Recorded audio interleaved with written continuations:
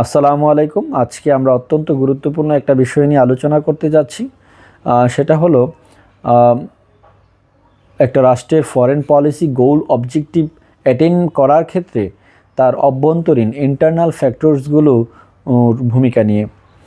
একটা রাষ্ট্রের অভ্যন্তরীণ ফ্যাক্টরগুলোর মধ্যে যেগুলো অত্যন্ত determinant to achieve foreign policy goal, তার মধ্যে হচ্ছে তার মিলিটারি ক্যাপাসিটি খুবই গুরুত্বপূর্ণ, এবং তার ইকোনমিক ক্যাপাসিটি অর্থাৎ ইকোনমিক রিসোর্সেস, এবং তার জিওপলিটিক্যাল অথবা জিওগ্রাফিক লোকেশনস, তার জনসংখ্যার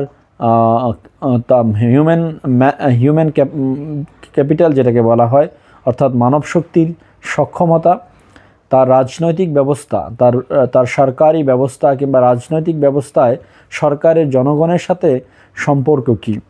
তো আমি আজকে মূলত এই বিষয়টাতে আলোচনা করব যে জনগণের ভোটে নির্বাচিত একটি সরকারের জন্য তার পররাষ্ট্র নীতি অর্জন করবার জন্য অত্যন্ত গুরুত্বপূর্ণ এবং সহায়ক ভূমিকা পালন করে। কারণ কি? কারণটি হলো, আমরা লক্ষ্য করি, কারণ পররাষ্ট্রনীতি তো একটা এক্সটার্নাল পলিসি, যেখানে রাষ্ট্রের কোনো সার্বভৌম ক্ষমতা নেই অন্য রাষ্ট্রকে বাধ্য করা, কিন্তু তারপরেও তার অভ্যন্তরীণ শক্তি সামর্থ্যের উপর নির্ভর করে রাষ্ট্র তার পররাষ্ট্রনীতিতে লক্ষ্যটা কত সহজে অর্জন করতে পারবে। যদি একটা রাষ্ট্রের সরকারের সাথে জনগণের সম্পর্ক না থাকে, যদি সরকার জোরপূর্বক ক্ষমতায় থাকে, অথবা একটা ফ্রড অথবা একটা ম্যানুফ্যাকচার ইলেকশনের মাধ্যমে ক্ষমতায় যায়, অর্থাৎ জনগণের সাথে তার সম্পর্কটা ফ্র্যাজাইল হয়, তখন সেই সরকারের আন্তর্জাতিক গ্রহণযোগ্যতা থাকে না।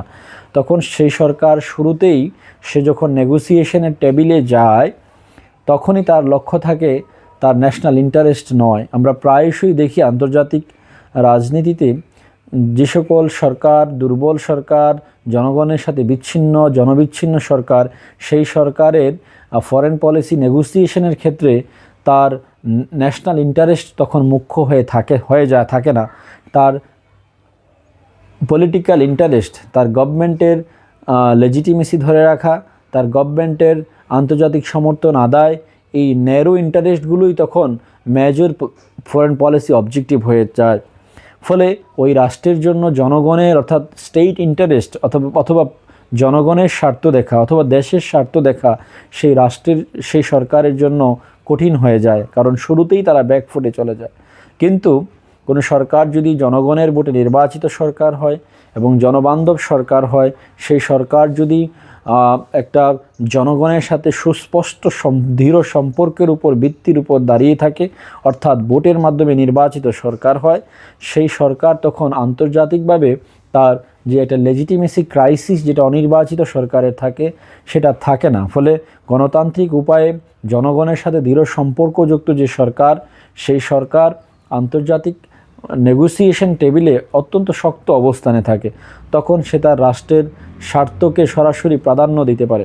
শুধু তাই নয়, বিশ্বের অন্যান্য রাষ্ট্রগুলোও তাকে অত্যন্ত শ্রদ্ধার সাথে, অত্যন্ত সম্মানের সাথে ডিল করে। তখন রাষ্ট্রের স্বার্থের সাথে রাষ্ট্রের স্বার্থ দর কষাকষি হয়। সেখানে নেরু রেজিম ইন্টারেস্ট অথবা রাজনৈতিক স্বার্থ তখন গুরুত্বপূর্ণ হয়ে ওঠে না।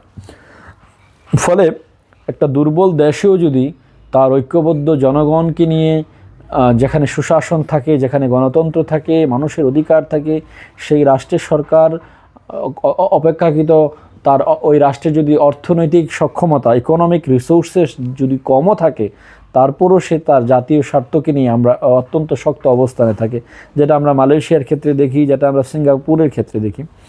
কিন্তু যেটা আমরা মায়ানমারের ক্ষেত্রে দেখি, যে অর্থনৈতিক রাজনৈতিক ব্যবস্থা দুর্বল এবং ফ্র্যাজাইল হওয়ার কারণে মায়ানমার কিন্তু আন্তর্জাতিক সিস্টেমে তেমন জাতীয় স্বার্থ দেখতে পারছে না।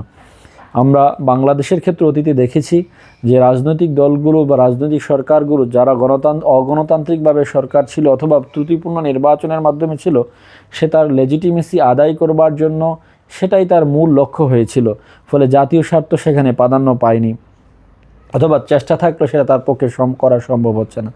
ফলে একটা রাষ্ট্রের পররাষ্ট্রনীতির অবজেক্টিভ অর্জন করবার জন্য তার ইকোনমিক রিসোর্সেস কম থাকা সত্ত্বেও যদি তার political structure, government structure, regime structure যদি জনগণের সাথে অত্যন্ত শক্তিশালী ভিত্তির উপর দাঁড়ায়, তখন সেই রাষ্ট্র তার পররাষ্ট্র নীতি অর্জনে গুরুত্বপূর্ণ ভূমিকা পালন করতে পারে।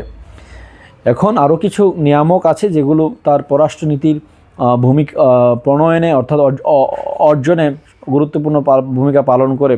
যেমন আমরা যুক্তরাষ্ট্রকে দেখতে পারি, একটা ক্লাসিক এক্সাম্পল, যে violating all international laws, all international norms, একটা টেরিটোরিয়াল ইন্টিগ্রিটি, টেরিটোরিয়াল সভরেনিটিকে তোয়াক্কা না করে বৃদ্ধাঙ্গুলি দেখিয়ে আমরা দেখি যে ডোনাল্ড ট্রাম্প ভেনেজুয়েলার সরকার প্রধানকে কীভাবে লুট করে নিয়ে গেল।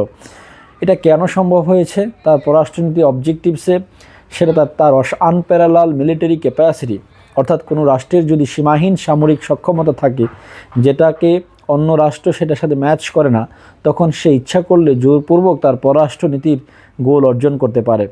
যেটা আমরা লক্ষ্য করি পাকিস্তানের ক্ষেত্রে।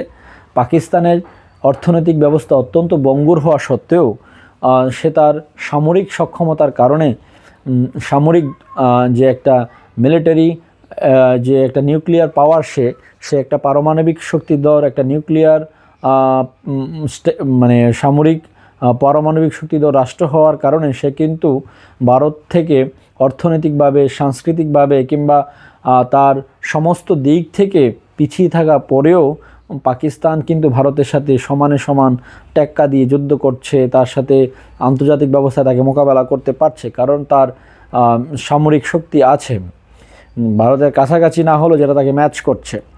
ফলে একটা রাষ্ট্রের পররাষ্ট্রনীতি অর্জনে সামরিক শক্তি অত্যন্ত গুরুত্বপূর্ণ। যদি আপনার সেটি না থাকে, তাও যদি অভ্যন্তরীণ রাজনৈতিক ব্যবস্থা অত্যন্ত শক্তিশালী হয়, আপনার মানুষের গণতান্ত্রিক ব্যবস্থা শক্তিশালী হয়, প্রতিষ্ঠানগুলো শক্তিশালী হয়, সেখানে মিডিয়া ফ্রিডম থাকে, সেখানে জনগণের অংশগ্রহণ থাকে সরকারি ব্যবস্থায়, তখন সেই সরকারও দুর্বল সামরিক সক্ষমতা থাকার পরেও আন্তর্জাতিক রাজনীতিতে শক্তিশালী ভূমিকা পালন করতে পারে। আমরা আরও লক্ষ্য করি যে একটা রাষ্ট্রের অর্থনৈতিক ব্যবস্থা যদি শক্তিশালী হয়, ইকোনমিক রিসোর্সেস, যেটা আমরা দেখতে পাচ্ছি মধ্যপ্রাচ্যের কান্ট্রিগুলোতে, যে পেট্রো ডলার, তার যে ন্যাচারাল রিসোর্সেস, তার সামরিক সক্ষমতা দুর্বল হওয়ার কারণ সত্ত্বেও সে কিন্তু তার ইকোনমিক রিসোর্সেসের কারণে আন্তর্জাতিক রাজনীতিতে সে তার ফরেন পলিসি অবজেক্টিভ অর্জন করতে পেরেছে, যেটা আমরা সৌদি আরবের ক্ষেত্রে, যেটা আমরা কাতারের ক্ষেত্রে লক্ষ্য করি। অর্থাৎ আপনার ইকোনমিক রিসোর্সেস যদি অনেক বেশি স্ট্রং হয়, তখন আপনি আন্তর্জাতিকভাবে আপনার গ্রহণযোগ্যতা, পররাষ্ট্রনীতির অবজেক্টিভ অর্জন করার ক্ষেত্রে আপনি এগিয়ে থাকবেন। এবং আরও একটি হলো, একটা ভৌগোলিকভাবে জিওপলিটিক্যাল লোকেশন অত্যন্ত গুরুত্বপূর্ণ।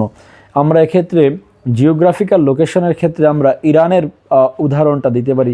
ইরান জিওপলিটিক্যালি তার এমন একটা স্ট্র্যাটেজিক লোকেশনে সে অবস্থিত, যেখানে আক্রমণ করলে কোনো আমেরিকা যখন এখন আক্রমণ করতে চাচ্ছে না, অথবা চাইলেও সে পারছে না, কারণ হচ্ছে ইরান এমন একটা জায়গায় অবস্থিত, তার এক পাশে সে মানে হরমুজ প্রণালী, এক পাশে পাকিস্তানের সাথে তার বর্ডার, আফগানিস্তানের সাথে তার বর্ডার, তুরস্কের সাথে তার বর্ডার, এক পাশে রাশিয়া, অর্থাৎ এটা এমন একটা জায়গা, ইরানের জায়গাটা, সেখানে আমেরিকা আক্রমণ করলে তার ফলাফল যে কি হবে, সে যে সফলভাবে সেখান থেকে বের হবে, সেই নিশ্চয়তা আমেরিকা পাচ্ছে না। ফলে একটা রাষ্ট্রের জিওগ্রাফিক্যাল লোকেশন যদি গুরুত্বপূর্ণ হয়, সেও তার পররাষ্ট্রনীতিতে অত্যন্ত গুরুত্বপূর্ণ, আন্তর্জাতিক রাজনীতিতে গুরুত্বপূর্ণ ভূমিকা পালন করতে পারে। ইরানের জিওগ্রাফিক্যাল লোকেশনের কারণে তার যে একটা গুরুত্বপূর্ণ অবস্থান, সে অবস্থানের কারণে সে আন্তর্জাতিক যে তেল এবং তেল রপ্তানির, তেলের যে আন্তর্জাতিক বাণিজ্যের যে প্রধান যে রাস্তাগুলো, সেই রাস্তাগুলো ইরানের within the spare of Iran, ইরানকে বিরক্ত করলে, ইরানকে আক্রমণ করলে, ইরান যদি আক্রান্ত হয়, তাহলে পুরো বিশ্বের অর্থনীতি সেখানে আক্রান্ত হবে। ফলে ইরানের যে পররাষ্ট্রনীতি, আন্তর্জাতিক রাজনীতির যে নেগোসিয়েশন টুল, সেটা কিন্তু তার জিওগ্রাফিক্যাল লোকেশনের কারণে ইরান অত্যন্ত গুরুত্বপূর্ণ অবস্থানে। আরও কিছু আছে যেটা হচ্ছে আমরা লক্ষ্য করি, একটা রাষ্ট্র দুর্বল হলেও তার যদি ম্যান পাওয়ার, যেটা আমরা হংকংয়ের ক্ষেত্রে দেখতে পাই, যেটা আমরা তাইওয়ানের ক্ষেত্রে দেখতে পাই, যেটা আমরা সিঙ্গাপুরের ক্ষেত্রে দেখতে পাই, একটা রাষ্ট্রের যদি সুশাসন থাকে, গুড গভর্নেন্স থাকে, জনগণ হিউম্যান ক্যাপিটাল যদি শক্তিশালী হয়, তখন সেই রাষ্ট্র আন্তর্জাতিকভাবে অনেক গুরুত্বপূর্ণ ভূমিকা পালন করতে পারে। তো বাংলাদেশের ক্ষেত্রে যেটি গুরুত্বপূর্ণ, এখন বাংলাদেশের মূল সমস্যা স্বাধীনতার পর থেকে এখানে একটা শক্তিশালী গণতান্ত্রিক ব্যবস্থা গড়ে ওঠেনি, এখানে ইনস্টিটিউশনগুলো দুর্বল। ফলে এখন 12ই ফেব্রুয়ারি যে ইলেকশন হলো, সেখানে যে একটা জনগণের ভোটে নির্বাচিত সরকার প্রতিষ্ঠিত হলো, তাদের জন্য বিগত সরকারগুলোর চেয়ে আন্তর্জাতিক রাজনীতিতে বিশেষ করে ভারত এবং ভারতের সাথে তার সম্মানের সাথে ডিল করা অনেক বেশি সহজ হবে, এবং ভারত থেকে তার পররাষ্ট্র ফরেন পলিসি অবজেক্টিভ অর্থাৎ মিউচুয়াল ইন্টারেস্ট আদায় করা অত্যন্ত সহজ হবে, যেটি শেখ হাসিনা সরকারের জন্য অত্যন্ত কঠিন ছিল। কারণ শেখ হাসিনার বিরুদ্ধে যে মূল এলিগেশন ছিল যে একটা ফ্রড এবং একটা ম্যানুফ্যাকচার ইলেকশনস, একটা ভোটহীন নির্বাচনের মাধ্যমে তারা ক্ষমতা এসেছিল। ফলে তাকে মিউচুয়াল রাষ্ট্রের ইন্টারেস্ট না হয়ে সে তখন একটা ভারতের সাথে একটা সাবমেসিভ রিলেশনশিপ, এটা অনেকে অভিযোগ করে থাকে, সেটা হয়ে উঠেছিল।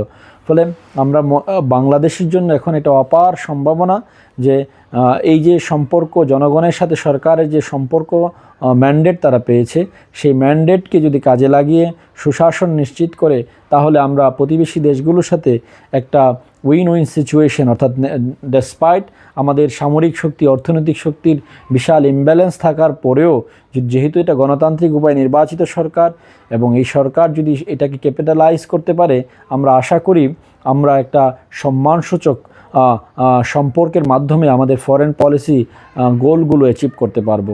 সবাইকে ধন্যবাদ।